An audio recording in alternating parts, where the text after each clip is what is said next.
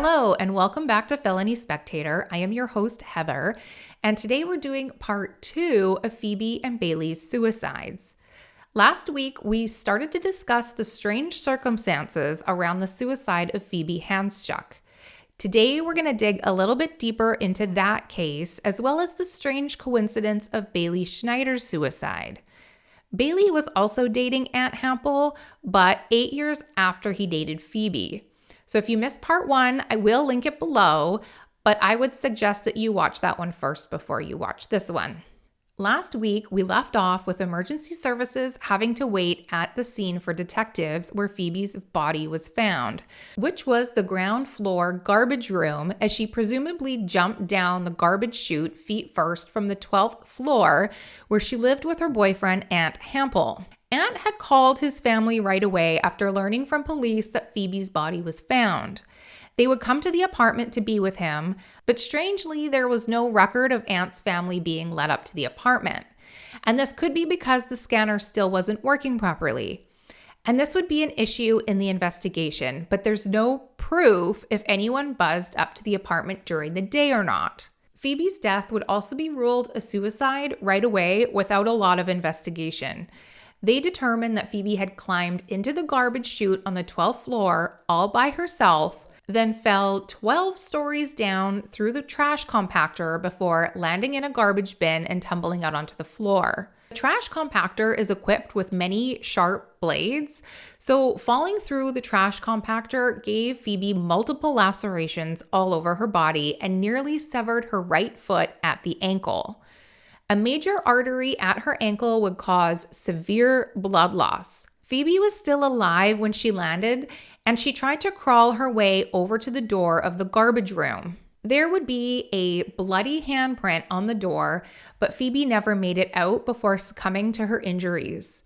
Autopsy reports would later say that the rapid blood loss would have taken Phoebe's life in only 10 or 15 minutes. Traces of blood had also been found in the garbage room on the 12th floor where she lived. Traces of blood had been found in one of the elevators, which was not secured, and traces of blood on the concrete floor in the lobby of the car park, which also was not secured. There's no explanation as to how the blood got in the elevator or the car park. It's presumed that the blood in the 12th floor garbage room came from Phoebe herself. Perhaps she cut a finger or her hand when she broke the glass that was in the kitchen. But it's not said how her blood got into the other areas of the building. Being that nothing was secure, it could have been transferred by anyone really, but it's hard to say. No photos were taken of these locations, no mention of the amount of blood in those locations, or where in those locations the blood was found. Was it on the floor? Was it on someone's shoe? Was it on the wall, an elevator button? Nobody knows. Ambulance attendants also didn't know why they weren't permitted into the garbage room to examine for signs of life. They had to wait for a detective to come, which didn't happen until 8:46, almost 2 hours later, and by then it was clear that Phoebe was deceased. She hadn't moved from the time she was found at 7 to the time detectives arrived. So it was also noted that Phoebe's body had turned blue by then, but this happens after death even when bodies haven't suffered massive blood loss. It's just from the blood settling and not moving through the system anymore. But had someone checked the body at 7, it might have determined if she was blue then, but we will never know. A police officer who arrived around 9:05 for Aunt's statement noticed that while Aunt appeared to be crying, there was no real tears and no mucus when he sniffled, and his eyes were not bloodshot. Aunt also had sort of a nervous laugh and suggested that he just type up his own statement because it would be faster. Coroners didn't find any defensive injuries on Phoebe's fingers or her fingernails.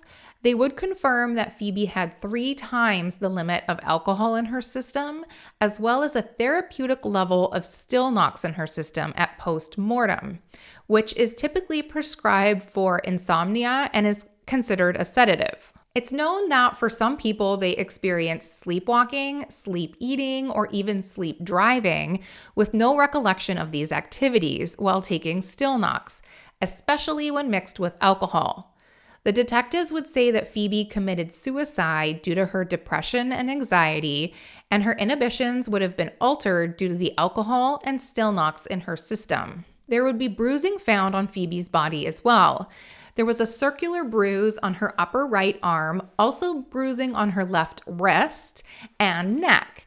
Coroners would see this as evidence of an altercation, but that wasn't investigated either. Police believed there was no evidence or foul play or other parties involved in Phoebe's death. Her parents would argue that Phoebe wouldn't have fought back if she was sedated, which is true.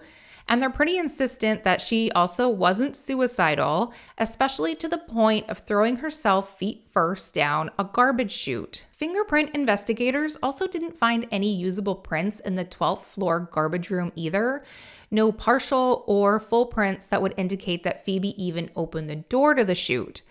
They did use the word unusable, so this is a bit subjective. This could mean that there were prints, but if prints are smudged or wiped, then they aren't considered usable.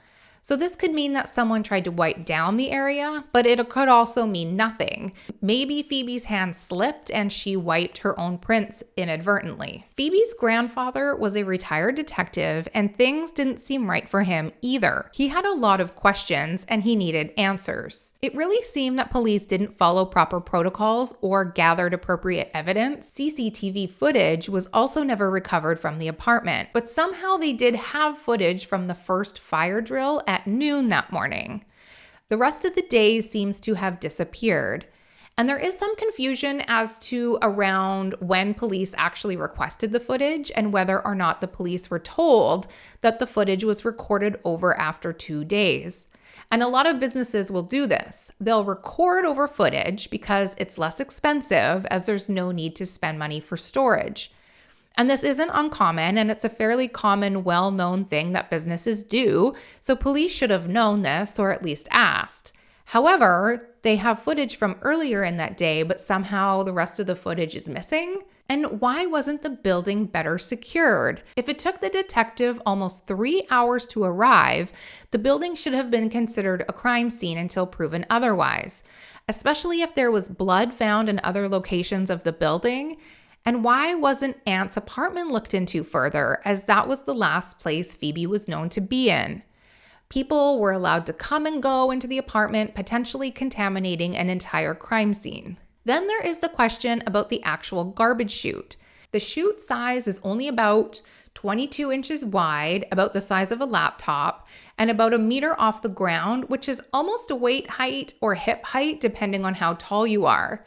So how did Phoebe get feet first into this small opening that was slightly wider than a laptop and high enough off the ground that she would have almost needed to hoist herself up onto it while being drunk and sedated? Now, remember, she was 3 times the legal limit for alcohol in her system, as well as a sleeping pill. So she would have been woozy and probably completely unbalanced.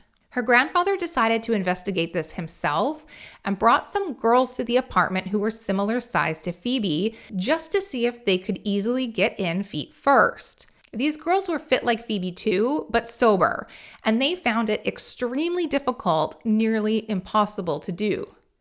They also recreated the garbage chute as well, just to see if the girls could even slide into the chute. And one girl's shoulders were just too wide, so she couldn't get in at all. And the other found it very hard, especially without leaving any handprints or fingerprints on the wall. I'm going to show you a video that was on 60 Minutes Australia demonstrating this experiment. Using a replica of the chute in Phoebe's building, Lorne wants to prove his point. Do whatever you have to do to get into this. Really try hard to climb into it. When you see it like that, it's very small, isn't it? I feel like I need to help you. Viv, Phoebe's close friend and her match in height and size, struggles, even though completely sober.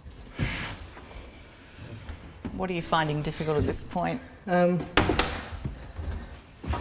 trying to see how I can get my body in.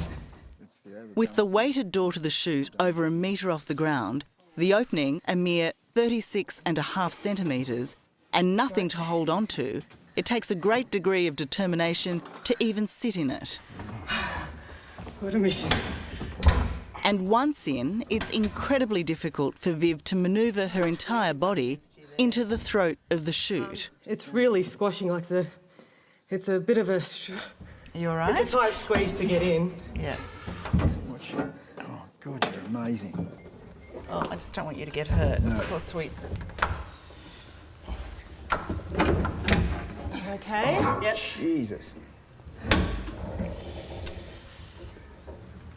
Well, we've helped, which we shouldn't have done. Well, she was going to get injured if we didn't. Yep, stand up for us. 4 steps this way. I just don't believe that anyone could possibly do it under the influence. As you can see, balance and concentration was needed for the girls to get through the chute. Now, perhaps the combination of alcohol and sleeping pills could make Phoebe do or say odd things, but could she have physically gotten into the garbage chute on her own? Another strange thing as well is that Phoebe's jeans were pulled down to her knees. Now, if her jeans were down to her knees, it would have been impossible for her to climb up into the chute. So some would speculate that the jeans were pulled down to make it easier to stuff Phoebe inside the chute. So basically, if these are her legs, she couldn't spread them open to stop herself from going inside. But others would say perhaps she pulled them down herself to assess wounds after falling into the rubbish room. But why would she pull her pants down? She would have been in a great deal of pain, and her major injury was her ankle. It was also proven that she dragged herself to the door, so when did she have time to even pull her pants down? Again, that wasn't looked into either. And I feel like it would have been easy enough to see if the lacerations on her legs matched any rips in her jeans, or were her jeans ripped at all. So there were large blades on the compactor, and they were sharp enough to nearly sever her ankle. So if her jeans were ripped, that would show you that her pants were up. But if her pants were down, there would be no rips in the pants. So I'm surprised the coroner didn't look into that. Her therapist would be a witness during the inquest, saying that Phoebe was actually suicidal that day. She gave Phoebe a hotline number to call and told her to confide in family, and thought by the end of the call that Phoebe seemed okay and would listen to her advice. Her therapist unfortunately had to end the call as she had another appointment with a client. And she would feel really guilty for not calling police or emergency services, but she truly felt that Phoebe was okay. Sadly, Phoebe wouldn't reach out to anyone about her dark thoughts that day, and in the end, the inquest supported the decision that her death was a suicide. Now, nothing makes sense for Phoebe's family, and they're having a really hard time accepting Phoebe's death to be a suicide. Her mother likes to think that if it was true and Phoebe really did want to end her life, it would have looked a little bit different. Perhaps jumping off a waterfall or going into the woods to be alone and peaceful. A garbage chute just makes no sense to them. There is a really great 6-part podcast called Phoebe's Fall, and loads more information on phoebehandsjuk.com that goes into other inconsistency as well.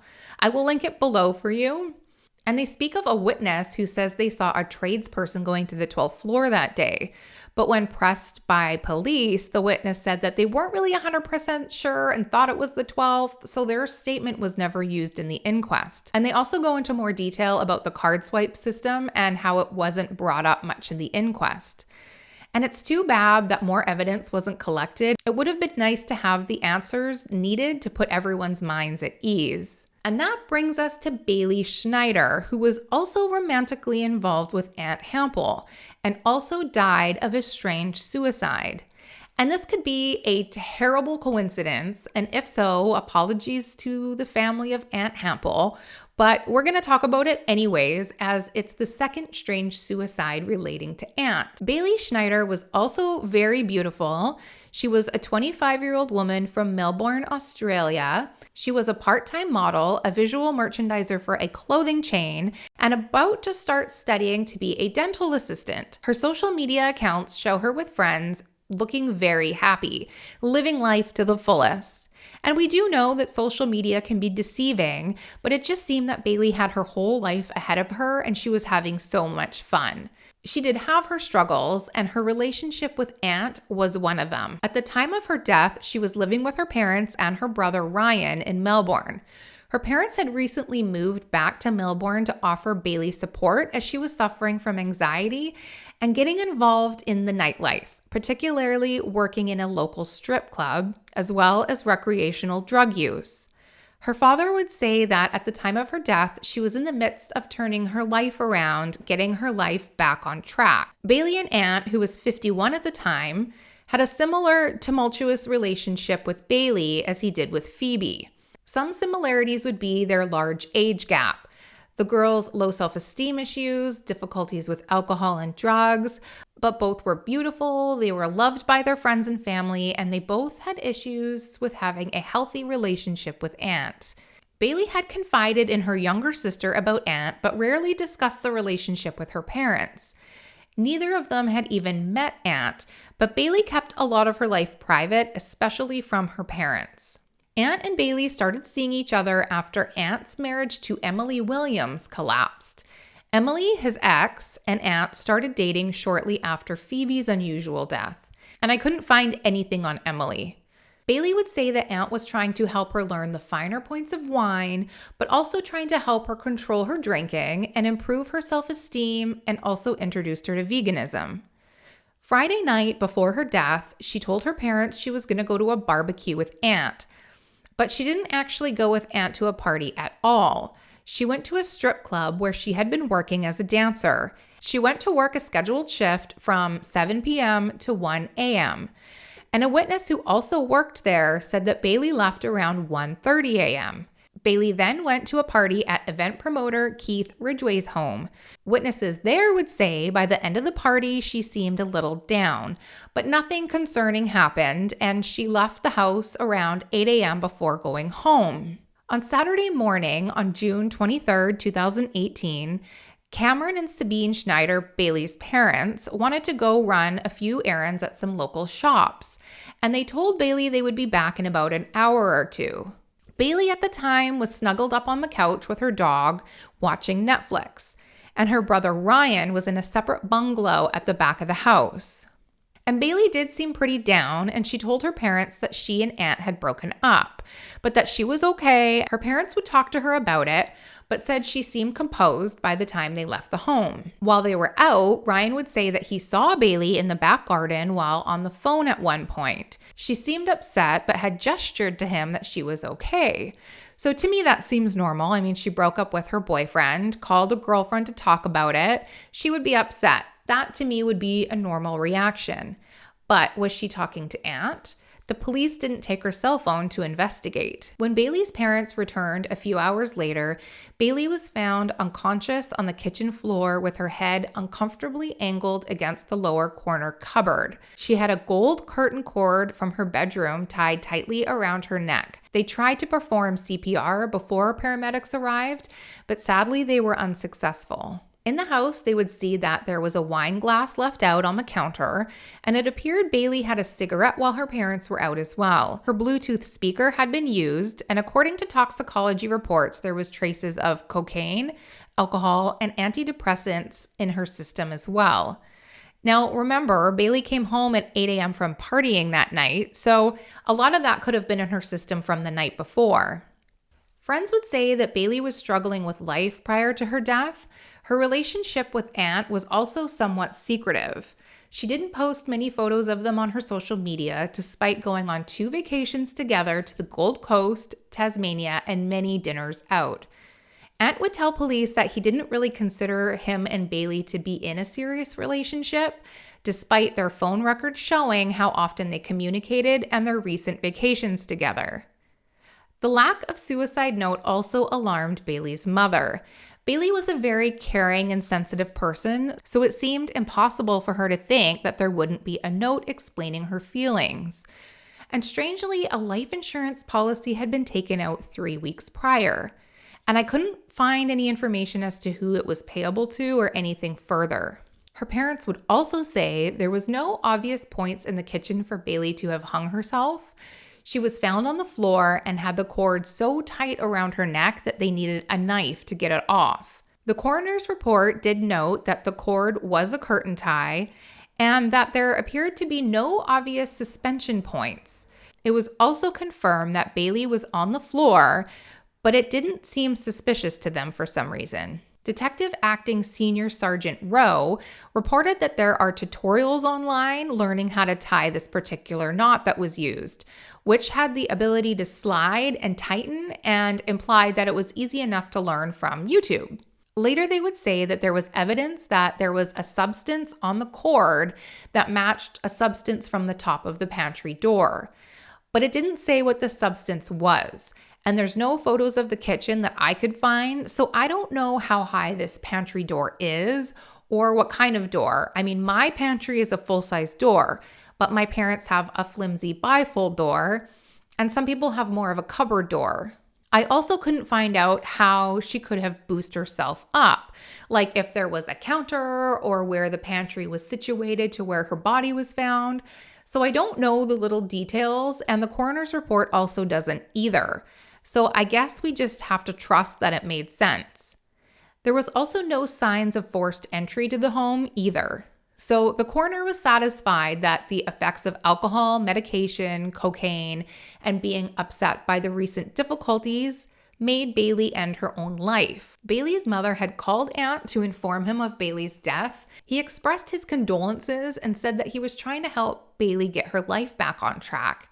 But strangely, he wouldn't be in attendance to her memorial. I read through Baillee's coroner's report as well, and again, it didn't really seem like there was much of an investigation. They were just satisfied that the cord and her being on the floor was enough that it was a suicide. Things that I wonder is why Baillee decided to end her life in the kitchen. Why did she try balancing the cord on the top of a pantry door? Why not go into her bedroom or her bathroom or somewhere with more privacy and suspension points? And being in the kitchen would mean that her parents would find her right away. And it's a communal spot of the home. If Baillee was so sensitive and had a good relationship with her parents, that also doesn't make sense to me. Baillee also knew her parents were only going to be gone for 1 to 2 hours. We know that her brother saw her outside on the phone, and she had time to finish a half a bottle of wine. She listened to music at one point, and she would have needed to figure out the knot that the detective mentioned that can be learned on YouTube, assuming that she hadn't already Googled this. And did anyone even check her computer? She had to somehow also hoist herself up on top of this pantry door, which to me seems like it would be very awkward to do. I also feel like the timeline seems very, very rushed. But with that said, I also can't imagine someone else hoisting her up to a pantry door either. I have been very perplexed by both of these suicides. Ant is a very successful businessman, and I can't imagine that he would want to be tied to either type of these scandals. Phoebe's death is more suspicious to me than Baillee's, but the coincidence that he dated both of these girls who ended their lives is very strange. Now, I guess it's not impossible, but it's definitely rare. The internet does have some opinions, one being that it's his parents who are helping cover things up. They are both high up in the courts, and Ant himself has a lot of money and connections. So that's a pretty accusation to make, and hopefully it's not the case. Maybe one day the truth will come out, or maybe this is already the truth, and just a really strange coincidence. The two girls were obviously struggling with mental health illnesses and addiction. Vev Swimwear created a gemstone bikini in honor of Baillee and mental health awareness. The designer, Ms. Bryce, had worked with Baillee in the past and had dealt with some of her own mental health issues, so she wanted to help bring awareness to something that takes so many lives each year. Ant has recently updated his Facebook as of August 2020 with a photo of himself and a new girlfriend, also young and also beautiful. It seems like he's done his best to move on from these tragedies. I will end this by saying that if you ever think that your life isn't worth living or that your struggles are too hard to manage, whether it's due to a boyfriend or a partner, depression, or any type of illness, please reach out to someone immediately. And if that person can't help you, reach out to someone else. Keep trying. And I know asking for help is easier said than done, but there are hotlines out there or Facebook support groups. Keep trying. Your life is worth living. Thanks again for being here with me at Felony Spectator, and I hope you liked this case today. It was very intriguing to me, and I just couldn't stop researching it. If you don't want to miss another episode, please hit subscribe. Have a great day, and we'll see you again.